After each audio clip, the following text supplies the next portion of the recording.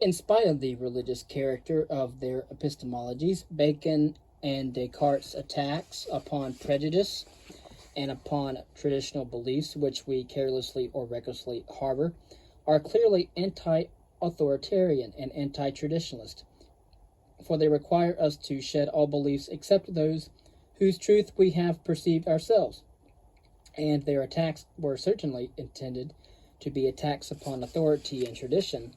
They were part of the war against authority which it was the fashion of the time to wage, the war against the authority of Aristotle and the tradition of the schools.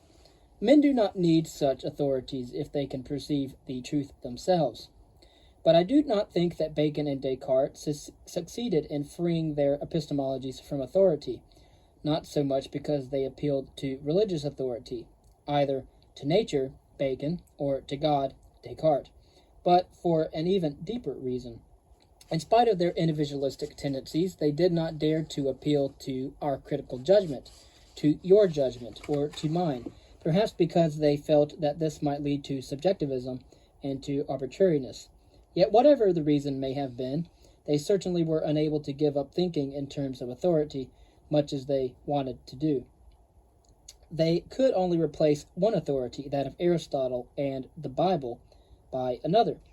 Each of them, however, appealed to a new authority, the one to the authority of the senses, and the other to the authority of the intellect. This means that they failed to solve the great problem. How can we admit that our knowledge is a human and an all too human affair, without at the same time implying that it is all individual whim and arbitrariness?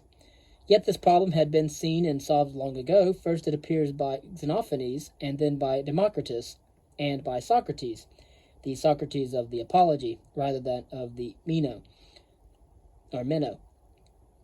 The solution lies in the realization that all of us may and often do err, singly and collectively, but that this very idea of error and human fallibility involves another one, the idea of objective truth, the standard which we may fall short of. Thus the doctrine of fallibility should not be regarded as part of a pessimistic epistemology.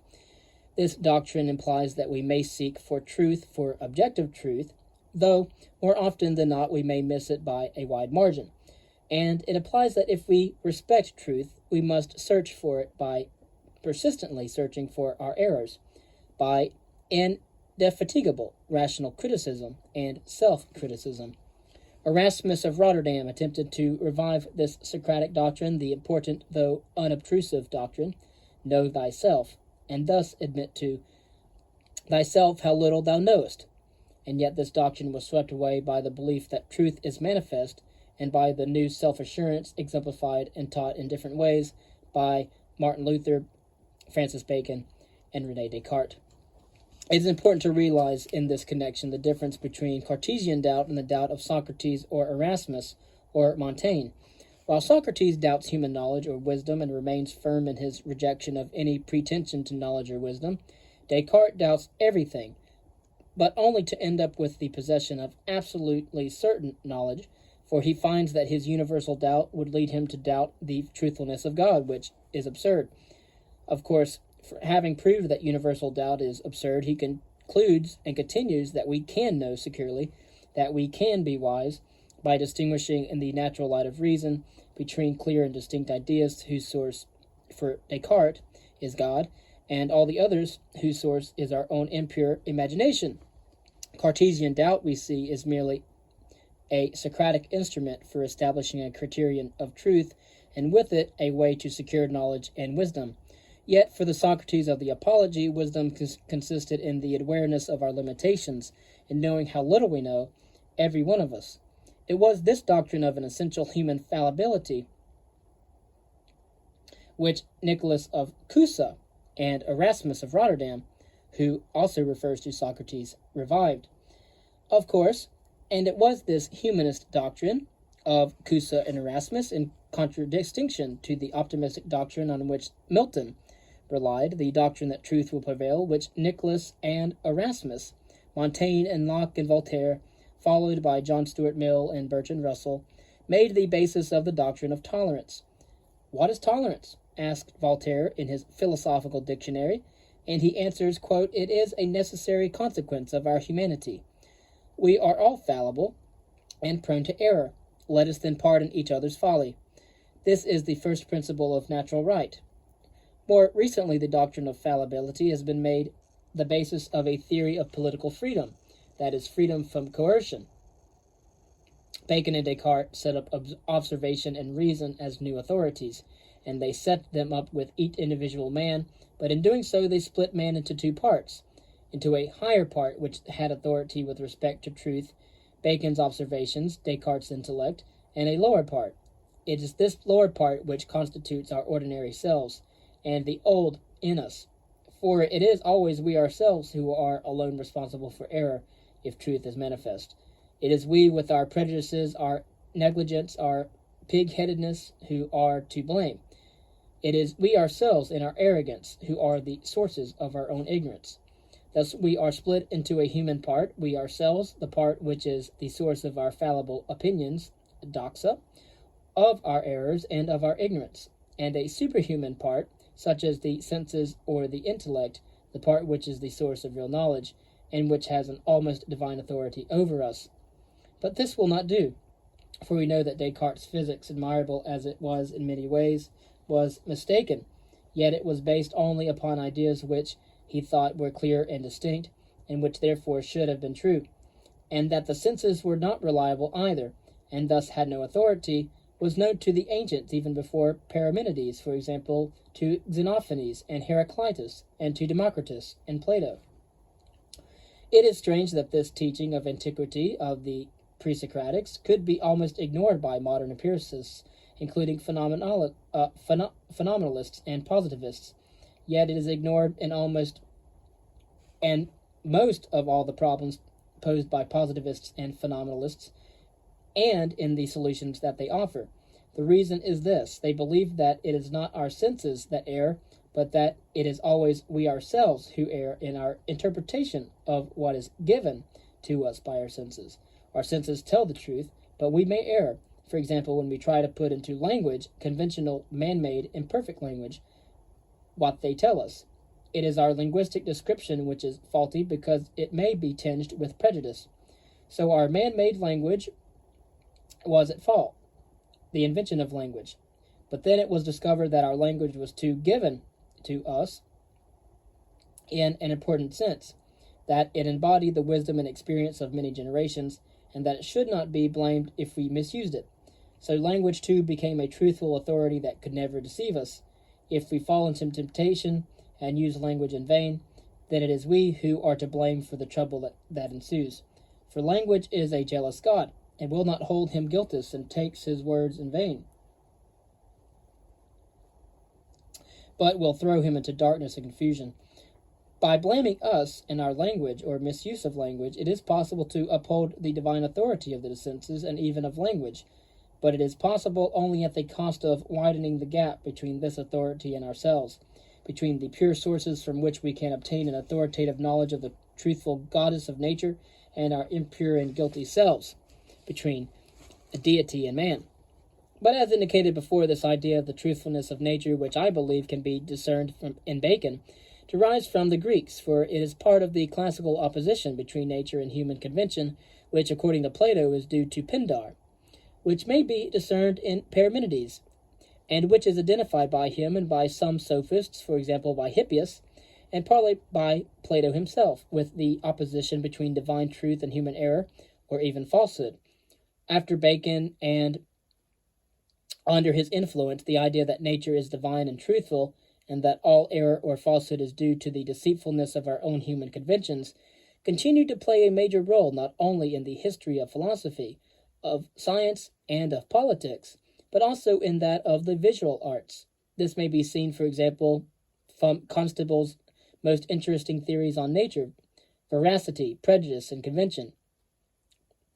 It also has played a role in the history of literature, and even in that of music. Can the strange view that the truth of a statement may be decided upon by inquiring into its sources, that is to say, its origin, be explained as due to some logical mistake which might be cleared up? Or can we do no better than explain it in terms of religious beliefs or in psychological terms, referring perhaps to parental authority? I believe that it is indeed possible to discern here a logical mistake which is connected with close analogy between the meaning of our words or terms or concepts and the truth of our statements or propositions. We will discuss this later. Of course, we have ideas, or that is, designations or terms or concepts, which may be formulated in statements or judgments or propositions. Ideas, that is, words, which may be assertions, or words that may be formulated in statements or judgments or proposition. Or we may have words that are meaningful, or designations or terms or concepts which are meaningful, which may be the statement or judgment or proposition of an assertion. We may have a designation or terms or concepts of meaning, and whether or not their statements or judgments or propositions are true. And we may have designations or terms or concepts of definitions, which may be reduced by way of the statements or judgments or propositions of truth. And we may have designations or terms or concepts of undefined concepts to that of statements or judgments or propositions that are derivations or primitive propositions. And the attempt, incidentally, to establish rather than to reduce their meaning or truth by these means leads to an infinite regress. Of course, it is easy to see that the meaning of our words does have some connection with their history or their origin. A word is logically considered a conventional sign. Psychologically considered, it is a sign whose meaning is established by usage or custom or association. Logically considered, its meaning is indeed established by an initial decision, something like a primary definition or a convention, a kind of original social contract, and psychologically considered, its meaning was established when we originally learned to use it, when we first formed our linguistic habits and associations. Thus, there is a point in the complaint of the schoolboy about the unnecessary artificiality of French, in which pain means bread, while English, he feels, is so much more natural and straightforward in calling pain pain and bread bread. He may understand the conventionality of the usage perfectly well, but he gives expression to the feeling that there is no reason why the original conventions that are original for him should not be binding. So his mistake may consist merely in forgetting that there can be several equally binding original conventions. But who has not made implicitly the same mistake? Most of us have caught ourselves in a feeling of surprise when we find that in France even little children speak French fluently. Of course, we smile about our own naivete. But we do not smile about the policeman who discovers that the real name of the man called Samuel Jones was John Smith. Though here is, no doubt, a last vestige of the magical belief that we gain power over a man or a god by gaining knowledge of his real name. Thus, there is indeed a familiar as well as a logically defensible sense in which the true or proper meaning of a term is its original meaning, so that if we understand it, or from its original usage, or its in time, we do so because we learned it correctly from a true authority, from one who knew the language. This shows that the problem of the meaning of a word is indeed linked to the problem of the authoritative source, or the origin of our usage. It is different with the problem of truth of a statement of fact, a proposition. For anybody can make a factual mistake, even in matters on which he or she should be an authority, such as his or her own age, or the color of a thing which he or she has just this moment clearly and distinctly perceived. And as to origins, a statement may easily have been false when it was first made and first properly understood. A word, on the other hand, must have had a proper meaning as soon as it was ever understood, even though that meaning may have evolved over time. And if we thus reflect upon the difference between the ways in which the meaning of words and the truth of statements is related to their origins, we are hardly tempted to think that the question of origin can have much bearing on the question of knowledge or of truth. There is, however, a deep analogy between meaning and truth, and there is a philosophical view, I have called it essentialism, which tries to link meaning and truth so closely that the temptation to treat both in the same way becomes almost irresistible. Of course, just to make a quick note that the science of seeing how words change over time is etymology. And so in order to explain this briefly, we may once more contemplate the table on the preceding page, noting the relation between its two sides. How are the two sides of this table connected? What we have mentioned before. If we look at the left side of the table, we find there the word definitions. But a definition is a kind of statement or judgment or proposition, and therefore one of those things which stand on the right side of our table. This fact, incidentally, does not spoil the symmetry of the table, for derivations are also things that transcend the kind of things, statements, etc., which stand on the side where the word derivation occurs, just as the definition is formulated by a special kind of sequence of words rather than by a word. So a derivation is formulated by a special kind of sequence of statements rather than by a statement. The fact that definitions which occur on the left of our table are nevertheless statements suggests that somehow they may form a link between the left and the right side of the table. That between designations or terms or concepts and statements or judgments or propositions. The fact, and so that they do this and is indeed part of that philosophic doctrine to which I have given the name essentialism. According to essentialism, especially Aristotle's version of it, a definition is a statement of the inherent essence or nature of a thing. At the same time, it states the meaning of a word, of the name that designates the essence. For example, Descartes and also Kant hold that the word body designates something that is, essentially, extended. Moreover, Aristotle and all other essentialists held that definitions are principles. That is to say, even in Aristotle's definitions, that they yield primitive propositions. Example, all bodies are extended, which cannot be derived from other propositions, and which form the basis or are part of the basis of every demonstration. They thus form the basis of every science. It should be noted that this particular tenet, though an important part of the essentialist creed, is free of any reference to essences. This explains why it was accepted by some nominalistic opponents of the essentialism, such as Hobbes, or, say, Schlick. I think we have now the means at our disposal by which we can explain the logic of the view that questions of origin may decide questions of factual truth. For if origins can determine the true meaning of a term or word, then they can determine the true definition of an important idea, and therefore some at least of the basic principles which the descriptions of the essences or natures of things, and which underlie our demonstrations and consequently our scientific knowledge. So it will then appear that there are authoritative sources of our knowledge. Yet we must realize that essentialism is mistaken in suggesting that definitions can add to our knowledge of facts. Although qua decisions about conventions, they may be influenced by our knowledge of facts, and although they create instruments which may be in their turn influence the formation of our theories and thereby the evolution of our knowledge of facts. Once we see that definitions never give any factual knowledge about nature or about the nature of things, we also see the break in the logical link between the problem of origin and that of factual truth, which some essentialist philosophers tried to forge. I will now leave all these largely historical reflections aside and turn to the problems themselves and to their solution. This part of my lecture might be described as an attack on empiricism, as formulated, for example, in the following classical statement of David Hume.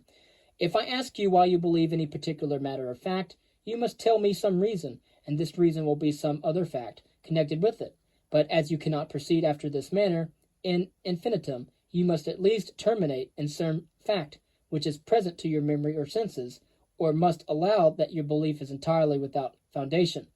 This comes from his inquiry concerning human understanding, which I have gone over in another video. So the problem of the validity of empiricism may be roughly put as follows. This is something that Popper quotes. Is observation the ultimate source of our knowledge of nature? And if not, what are the sources of our knowledge? These questions remain, whatever I may have said about Bacon, and even if I should have managed to make those parts of his philosophy on which I have commented somewhat unattractive for Baconians and for other empiricists. The problem of the source of our knowledge has recently been restated as follows. If we make an assertion, we must justify it, but this means that we must be able to answer the following questions. How do you know? What are the sources of your assertion? This, the empiricist holds, amounts in its turn to the question, what observations, or memories of observations, underlie your assertion? I find this string of questions quite unsatisfactory. First of all, most of our assertions are not based upon observations, but upon all kinds of other sources. I read it in the Times magazine, or perhaps I read it in the Encyclopedia Britannica. Is a more likely and a more definite answer to the question, how do you know, than I have observed it, or I know it from an observation I made last year. But the empiricist will apply, how do you think that the Times magazine or the Encyclopedia Britannica got their information? Surely if you only carry on your inquiry long enough, you will end up with reports of the observations of eyewitnesses, sometimes called protocol sentences, or by yourself, basic statements. Admittedly, the empiricist will continue, books are largely made from other books. Admittedly, a historian, for example, will work from documents, but ultimately, in the last analysis, these other books, or these documents, primary sources, secondary sources, what have you, but ultimately, in the last analysis, these other books or these documents must have been based upon observations. Otherwise, they would have to be described as poetry or invention or lies, but not as testimony. It is in the sense that we empiricists assert that observation must be the ultimate source of our knowledge. Here we have the empiricist case, as it is still put by some of my positivist friends. I shall try to show that this case is as little valid as Sir Francis Bacon's, that the answer to the question of the sources of knowledge goes against the empiricist, and finally, that this whole question of ultimate sources to which one may appeal, as one might to a higher court or to a higher authority, must be rejected as based upon a mistake. First, I want to show that if you actually went on questioning the Times magazine, and if it corresponds and its correspondence about the sources of their knowledge, you would in fact never arrive at all those observations by eyewitnesses in the existence of which the empiricist believes. You would find rather that with every single step that you take, the need for further steps increases in snowball-like fashion. Taken as an example, the sort of assertion for which reasonable people might simply accept as sufficient answer, I read it in the Times. Let us say that the assertion the Prime Minister has decided to return to London several days ahead of schedule. Now, assume for a moment that somebody doubts this assertion, that the Prime Minister has decided to return to London several days ahead of schedule, or feels the need to investigate its truth. What shall he do? If he has a friend in the Prime Minister's office, the simplest and most direct way would be to ring him up and use him as a primary source, and if this friend corroborates the message, then that is that. In other words, the investigator will, if possible, try to check or to examine the asserted fact itself, rather than trace the source of the information. But according to the empiricist theory, the assertion, I have read it in the Times, is merely a first step in a justification procedure consisting in tracing the ultimate source. What is the next step? There are at least two next steps.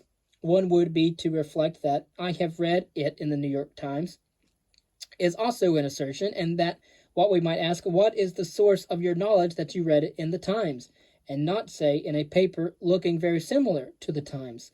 The other is to ask the Times for the sources of its own knowledge. The answer is to the first question may be, but we have only the Times on order, and we always get it in the morning, which gives rise to a host of further questions about sources which we shall not pursue. But the second question may elicit from the editor of the Times, and the answer, we had a telephone call from the Prime Minister's office.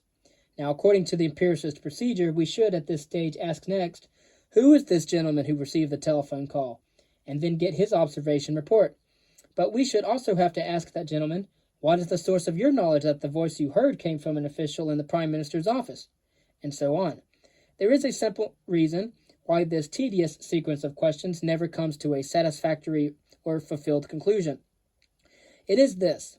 Every witness must always make ample use in his report of his knowledge of persons, places, things, linguistic usages, social conventions, and so on and so on. He cannot really really rely merely upon his eyes or ears, especially if his report is to be of use in justifying any assertion worth justifying. But this fact must, of course, always raise new questions as to the sources of those elements of his knowledge which are not immediately observational. This is why the program of tracing back all knowledge to its ultimate source and observation is logically impossible to carry through. It leads to an infinite regress. The doctrine that truth is manifest cuts off the regress. This is interesting because it may help to explain the attractiveness of that doctrine.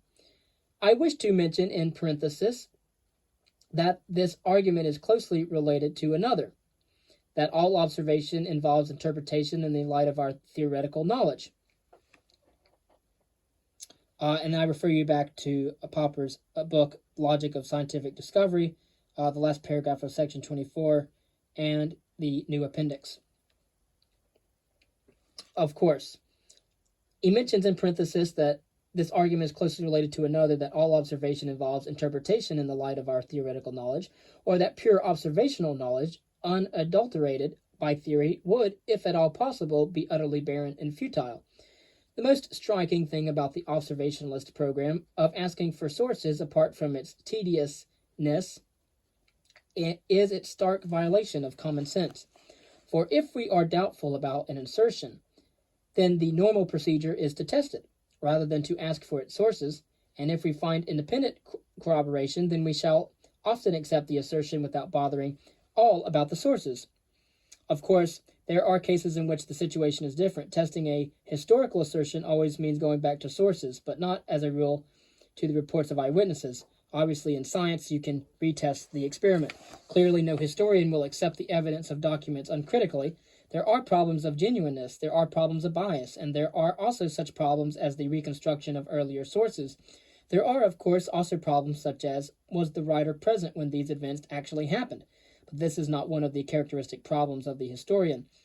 He or she may worry about the reliability of a report. We may rarely worry about whether or not the writer of a document was an eyewitness of the event in question. Even assuming that this event was of the nature of an observable event, a letter saying, "I changed my mind yesterday on this question," may be most valuable historical evidence, even though changes of mind are unobservable, and even though we may conjecture, in view of other evidence, that the writer was actually lying. But as to eyewitnesses, they are important, almost exclusively in a court of law where they can be cross-examined. As most lawyers know, eyewitnesses often err. This has been experimentally investigated, and also it is known psychologically with the most striking results.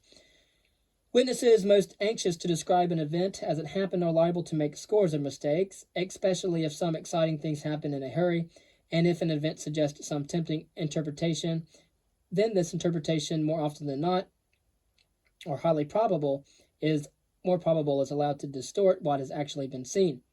And of course, scientists and psychologists observe behavior and obviously body language as well. But Hume's view of historical knowledge was different. We believe, he writes in the treatise, Book 1, Part 3, Section 4, that Caesar was killed in the Senate House on the Ides of March, because this fact is established on the unanimous testimony of historians, who agreed to assign this precise time and place to that event. Here are certain characteristics, and let's see. Oh, yes. Here are certain characters and letters present either to our memory or senses, which characters we likewise remember to have been used as the signs of certain ideas, and these ideas were either in the minds of such as were immediately present at that action and received the ideas directly from its existence, or they were derived from the testimony of others, and that again from another testimony, until we arrive at those who were eyewitnesses and spectators of the actual event. And that was from David Hume. It seems to me that this view must lead to the infinite regress described above, for the problem is, of course, whether the unanimous testimony of historians is to be accepted, or whether it is perhaps to be rejected as the result of their reliance on a common yet spurious source. The appeal to letters present to our memory or our senses cannot have any bearing on this or on any other relevant problem of historiography. But what then are the sources of our knowledge? The answer, I think, is this. There are all kinds of sources of our knowledge, but none has actual authority. We may say that the Times can be a source of knowledge, or the Encyclopedia Britannica. We may say that certain papers in the Physical Review about a problem in physics have more authority and are more of the character of a source than an article about the same problem in the Times or the Encyclopedia. But it would be quite wrong to say that the source of the article in the Physical Review must have been wholly or even partly observation. The source may well be the discovery of an inconsistency in another paper, or say the discovery of the fact that a hypothesis proposed in another paper could be tested by such and such an experiment. All these non-observational discoveries are sources, in the sense that they all add to our knowledge. I do not, of course, deny that an experiment may also add to our knowledge, and in a most important manner, but it is not a source in any ultimate sense. It has always to be checked. As in the example of the news in the Times, we do not, as a rule, question the eyewitness of an experiment. But if we doubt the result, we may repeat the experiment or ask somebody else to repeat it. The fundamental mistake made by the philosophical theory of the ultimate sources of our knowledge is that it does not distinguish clearly enough between questions of origin and questions of validity. Admittedly, in the case of historiography, these two questions may sometimes coincide. The question of the validity of an historical assertion may be testable only or mainly in the light of the origin of certain sources. But in general, the two questions are different, and in general, we do not test the validity of an assertion or information by tracing its sources or its origin, but we test it much more directly by a critical examination of what has been asserted, of the asserted facts themselves. Thus, the empiricist questions, how do you know, what is more likely probable than not, what is the source of your assertion, are wrongly put. They are not formulated in an inexact or slovenly manner, but they are entirely misconceived. They are questions that beg for an authoritarian answer.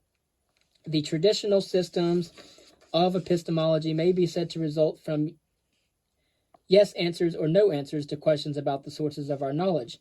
They never challenge these questions or dispute their legitimacy.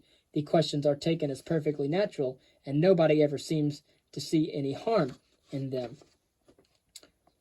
This is quite interesting, for these questions are clearly authoritarian in spirit. They can be compared with that traditional question of political theory, who should rule, which begs for an authoritarian answer such as the best, or the wisest, or the people, or the majority. It suggests incidentally such silly alternatives as who should be our rulers, the capitalists or the workers, analogous to what is the ultimate source of knowledge, the intellect or the senses. This political question is wrongly put, and the answers which it elicits are paradoxical, as I have tried to show in other writings. It should be replaced by a completely different question, such as how can we organize our political institutions so that bad or innocent or incompetent rulers, whom we should try not to get, but whom we so easily might get all the same, cannot do too much damage. I believe that only by changing our question in this way can we hope to proceed towards a reasonable theory of political institutions. The question about the sources of our knowledge can be replaced in a similar way. It has always been asked in the spirit of what are the best sources of our knowledge, the most reliable ones, those which will not lead us into error, and those to which we can and must turn in case of doubt, as the last court of appeal. I propose to assume instead that no such ideal sources exist, no more than ideal rulers, and that all sources are liable to lead us into error at times. And I propose to replace, therefore, the question of the sources of our knowledge by the entirely different question, how can we hope to detect and eliminate error? The question of the sources of our knowledge, like so many authoritarian questions, is a genetic one. It asks for the origin of our knowledge in the belief that knowledge may legitimize itself by its pedigree.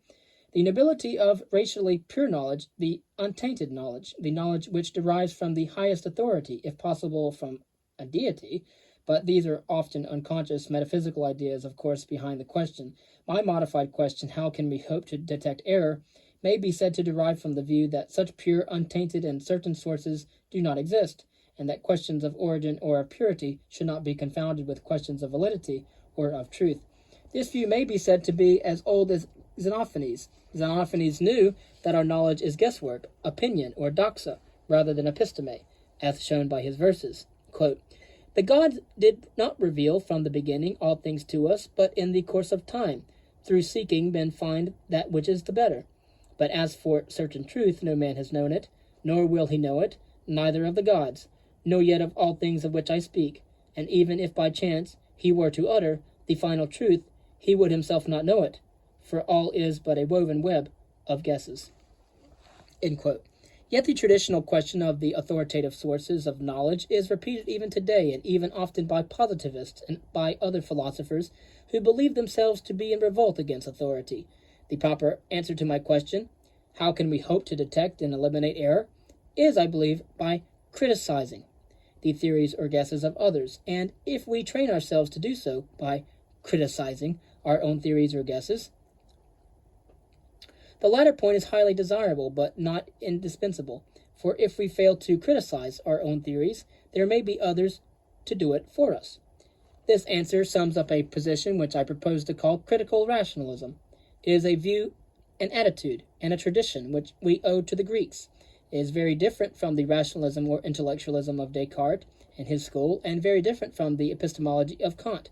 Yet in the field of ethics, of moral knowledge, it was approached by Kant with his principle of autonomy. This principle expresses his realization that we must not accept the command of an authority, however exalted, as the basis of ethics. For whenever we are faced with a command by an authority, it is for us to judge critically whether or not it is moral or immoral to obey. The authority may never have power to enforce its commands, and we may be powerless to resist. But if we have the physical power of choice, then the ultimate responsibility remains with us. It is our own critical decision whether to obey a command, whether to submit to an authority. Kant boldly carried this idea into the field of religion. In whatever way, he writes, the deity should be made known to you, and even if he should reveal himself to you, it is you who must judge whether you are permitted to believe in him and to worship him as such. In view of this bold statement, it seems strange that in his philosophy of science, Kant did not adopt the same attitude of critical rationalism, of the critical search for error.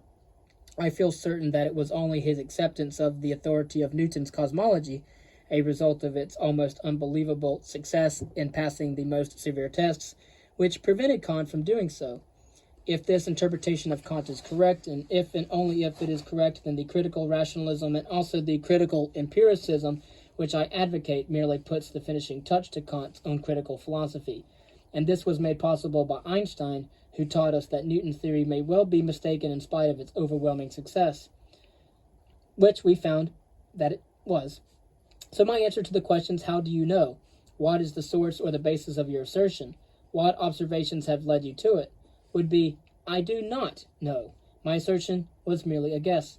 Never mind the source or the sources from which it may spring. There are many possible sources, and I may not be aware of half of them, and origins or pedigrees have in any little case a bearing upon truth. But if you are interested in the problem which I try to solve by my tentative assertion, you may help me by criticizing it as severely as you can. And if you can design some experimental test which you think might refute my assertion, I shall gladly, and to the best of my powers, help you to refute it. This answer, and almost the whole of the contents of the present section, are taken with only minor changes from a paper of Popper which was first published in the Indian Journal of Philosophy. But this answer applies, strictly speaking, only if the question is asked about some scientific assertion as distinct from a historical one. If my conjecture was an historical one, sources, in the non-ultimate sense, will of course come into the critical discussion of its validity. Yet fundamentally my answer will be the same, as we have seen. It is high time now, I think, to formulate the epistemological results of this discussion. I will put them in the form of 9 theses. First, there are no ultimate sources of knowledge. Every source, every suggestion is welcome, and every source, every suggestion is open to critical examination. Except in history, we usually examine the facts themselves rather than the sources of our information. 2. The proper epistemological question is not one about sources. Rather, we ask whether the assertion made is true, that is to say, whether it agrees with the facts, that we may operate without getting involved in other things with the idea of objective truth in the sense of correspondence to the facts. This has been shown by the work of Alfred Tarski, and we try to find this out as we still can by examining or testing the assertion itself, either in a direct way or by examining or testing its consequences. Third, in connection with this examination, all kinds of arguments may be relevant. A typical procedure is to examine whether our theories are consistent with our observations. But we may also examine, for example, whether our historical sources are mutually and internally consistent. Fourth, quantitatively and qualitatively, by far the most important source for our knowledge, apart from inborn knowledge, is tradition. Most of the things we know, we have learned by example, by being told, by reading books, by learning how to criticize, how to make and to accept criticism, how to respect truth. Fifth, the fact that most of the sources of our knowledge are traditional condemns anti-traditionalism as futile, but this fact must not be held to support a traditionalist attitude. Every bit of our traditional knowledge, and even our inborn knowledge, is open to critical examination and scrutiny and may be overthrown. Nevertheless, without tradition, knowledge would be impossible. Sixth, knowledge cannot start from nothing, from a tabula rasa, nor yet from observation. The advance of knowledge consists mainly in the modification of earlier knowledge, although we may sometimes, for example, in archaeology, for one, and prehistorical inquiries, advance through a chance observation. The significance of the discovery will usually depend upon its power to modify our earlier theories. Seventh, pessimistic and optimistic epistemologies are about equally mistaken. The pessimistic cave story of Plato is the true one, and not his optimistic story of anamnesis, even though we would or should admit that all men, like all other animals and even all other plants, possess inborn knowledge. But although the world of appearance is indeed a world of mere shadows on the walls of our cave, we all constantly reach out beyond it, and although, as Democritus said, the truth is hidden in the deep, we can probe into the deep. There is no criterion of truth at our disposal, and this fact supports pessimism. But we do possess criteria which, if we are lucky, may allow us to recognize error and falsity. Clarity and distinctness are not criteria of truth, but such things as obscurity or confusion may indicate error. Similarly, coherence cannot establish truth, but incoherence and inconsistency do establish falsehood. And when they are recognized, our own errors provide the dim red lights which help us in the groping our way out of the darkness of our cave. Eighth, neither observation nor reason are authorities. Intellectual intuition and imagination are most important, but they are not reliable. They may show us things very clearly or cogently, and yet they may mislead us. They are indispensable as the main sources of our theories, but most of our theories are false anyway. So the most important function of observation and reasoning, and even of intuition and imagination, is to help us in the critical examination of those bold conjectures which are the means by which we probe into the unknown. Ninth, every solution of a problem raises new unsolved problems. The more so, the deeper of the original problem and the bolder its solution. The more we learn about the world and the deeper our learning, the more conscious, specific, and articulate will be our knowledge of what we do not know, our knowledge of our ignorance. For this indeed is the main source of our ignorance, the fact that our knowledge can be only finite, while our ignorance must necessarily be infinite. We may get a glimpse of the vastness of our ignorance when we contemplate the vastness of the heavens or the cosmos.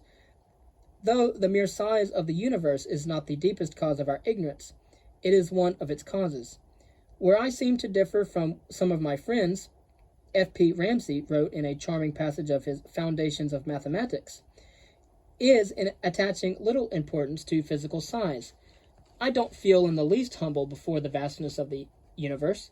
The stars may be large, but they cannot think or love, and these qualities which impress me far more than size does. I take no credit for weighing nearly 17 stone. I suspect that Ramsey's friends would have agreed with him about the insignificance of sheer physical size, and I suspect that if they felt humble before the vastness of the universe, this was because they saw it a symbol of their ignorance. I believe that it would be worth trying to learn something about the world, even if in trying to do so we should merely learn that we do not know much. This state of learned ignorance might be a help in many of our troubles, to know that we are ignorant of our own ignorances. It might be well for all of us to remember that, while differing widely in various little bits that we know and don't know in our infinite ignorance, we are all equal. And there is a last question I wish to raise. If only we look for it, we can often find a true idea worthy of being preserved in a philosophical theory which must be rejected as false. Can we find an idea like this in one of the theories of the ultimate sources of our knowledge? I believe we can, and I suggest that it is one of the two main ideas which underlie the doctrine that the source of all our knowledge is supernatural. The first of these ideas is false, I believe, while the second is true. The false idea, is that we must justify our knowledge or our theories by positive reasons, that is, by reasons capable of establishing them, or at least of making them highly probable, at any rate, by better reasons than that they have so far withstood criticism. This idea implies, I suggested, that we must appeal to some ultimate or authoritative source of true knowledge, which still leaves open the character of that authority, whether it is human, like observation or reason, or superhuman, and therefore supernatural. But the second idea, whose vital importance has been stressed by Bertrand Russell, is that no man's authority can establish truth by decree, that we should submit to truth, and that truth is above human authority. Taken together, these two ideas almost immediately yield the conclusion that the sources from which our knowledge derives must be superhuman, a conclusion which tends to encourage self-righteousness and the use of force against those who refuse to see the divine truth. Of course, some who rightly reject this conclusion do not unhappily reject the first idea, the belief in the existence of ultimate sources of knowledge. Instead, they reject the second idea, the thesis that truth is above human authority. They thereby endanger the idea of the objectivity of knowledge and of common standards of criticism or rationality. What we should do, I suggest, is to give up the idea of ultimate sources of knowledge and admit that all knowledge is human, that it is mixed with our errors, our prejudices, and our dreams and our hopes, that all we can do is to grope for truth even though it is beyond our reach. We may admit that our groping is often inspired, but we must be on our guard against the belief, however deeply felt, that our inspiration carries any authority, divine or otherwise. If we thus admit that there is no authority beyond the reach of criticism to be found within the whole province of our knowledge, however far it may have penetrated into the unknown, then we can retain, without danger, the idea that truth is beyond human authority, and we must retain it.